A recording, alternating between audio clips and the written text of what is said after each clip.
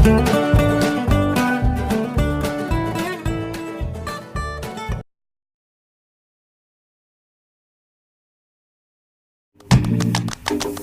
natin maiwasan mag-isip kung bakit yung dating skydrive sport na 125cc ay ngayon 115cc na. Parang, ano ba, nag-downgrade bang Suzuki? Actually, hindi. These are two completely different bikes. Magkaiba silang motor. Itong bagong scoot na ito ay tinatawag na next to sa ibang bansa. Here in the Philippines, it's called the skydrive sport 115. Specs. It's got a 115cc engine. It's air-cooled, single disc at the front, drum brakes at the rear. It's got telescopic forks, a swing arm, it's got a single head overcam. The whole scoot weighs in at 113 kilograms. It is fuel injected, which is good, and it's got a tank capable of carrying 3.6 liters of fuel.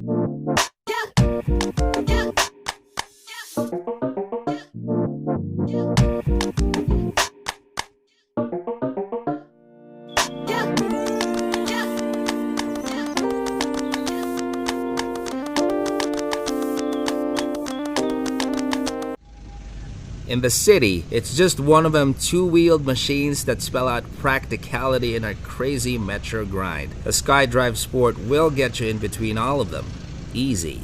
I feel like the front part of the Suzuki skydrive is heavy. Ang kagandahan sa front heavy, sa gantong kalit na motor, yung handling niya, mas madiin sa daan yung harap, mas lapat kumbaga. So, hindi siya parang, alam mo yung pakiramdam pag sobrang gaang na yung scooter, parang bisikleta na yung gamit mo. So this one, there's some weight in the front that I feel helps with the handling. So I think that's a good thing.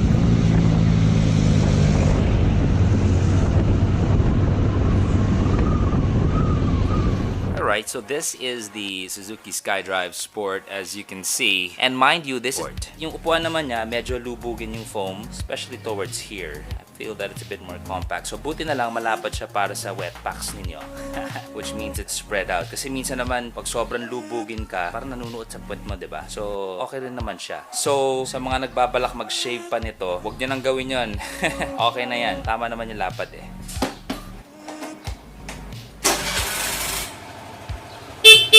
This is how the skydrive sounds.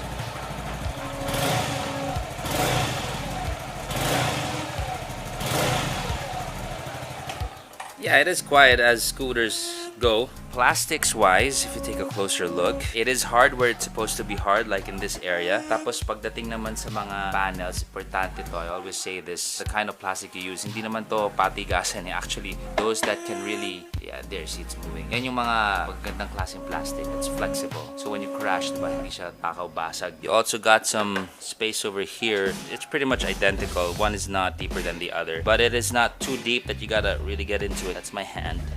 So it's that deep. What is that? That is about 4 or 5 inches. Clearly here, you can see that the design cues, remember the GSX-R 150, yung review natin noon, all the way to the superbike that they have, the GSX-R 1000R, we also reviewed that noon. Yung styling cues niya dun talaga nang galing. It's evident in the scooter. If you check the internet, maraming kulay actually ito. And what they recently put out is this color. It's magenta, basically. I wouldn't call it straight pink kasi ang pink, at least sa mata ko, it's a bit more creamy. Itong klaseng color na to is a bit on the metallic pink, the darker hues, with a bit of red. So, hence, magenta yung tawag niyan. At sobrang tingkad nito sa kalye, and I think bright colors like this can actually save lives. Okay, the gauge right now, pretty nondescript, straight up. A challenge for Suzuki would be sa upcoming models nila pag nag-all digital na rin sila. Eh, lahat naman papunta na rin dun eh. But this is still not bad. Super basic. You got your odometer and your fuel gauge meter. Nothing else. You turn it on, you got a check engine, which I think is a good thing. And of course, your signal lights, like so, and your brights. So very straight up, the basic info is right there. Closely at design, I also appreciate that they put some effort dun sa design na kanilang mga gauge. Hindi lang siya parang, alam mo yun lang. Nilagyan pa rin nila ng design. They mixed in yellow, a bunch of gray, and some graphics. I think that's okay also. Now, let's take a look at the compartment. In terms of space, as you can see, there's really not much there. You can fit, like, you know, a little kitten over there. Baon sandwich. You can also squeeze in your rain gear. You can also fit that there. Of course, the tools are over here. Tangke, ang gusto ko rin na ginawa nila dito, they put a plastic cover to protect this from this, which is, for me, takaw kayod, kumbaga. If you check, it's just hitting the plastic. I think nabanggit ko rin before, pag rekta kasi itong plastic na to the tank, kumakain din sa paint eh. So, yeah, it's good. Manufacturers are doing this now. They're putting some sort of protection between the seat and the tank. So, okay din siya. So, I unscrewed it already so that I can show you really quick. That's where you put the battery and you screw it over there. It's pretty small and compact.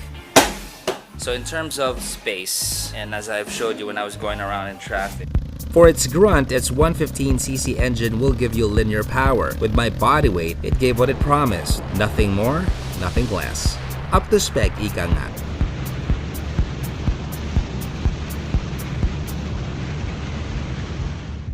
Fuel consumption. I didn't do tipid mode. I went for walwal mode. Open throttle when I could, stop and go traffic, and going uphill. Impressively, this little scoot still was able to give me 50.864 kpl. Tipid. The lighter you... Suzuki SkyDrive Sport. Rear brakes first. Okay, that's like locking really hard there. Let's try it again. Okay, so that's the rear. Let's go for the front now. Okay, nice. The front brakes, it's fine. Okay, good. So we're gonna try the rear again. Has a tendency to lock. Let's try the rear again. So that's a pretty long skid right there. I don't know if you see that line. So if you use both though, you're fine. Okay, see? Let's try both. So even with both brakes, the rear still tends to lock, but it's being augmented by the stopping power of the front. So again, both brakes will always be better. I mean, Suzuki designed it that way. Use both.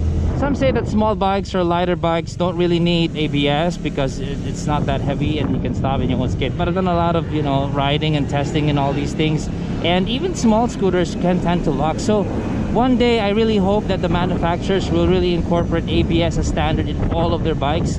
Of course, cost-wise, hindi mura kasing ABS eh. Tataas talaga yung presyo.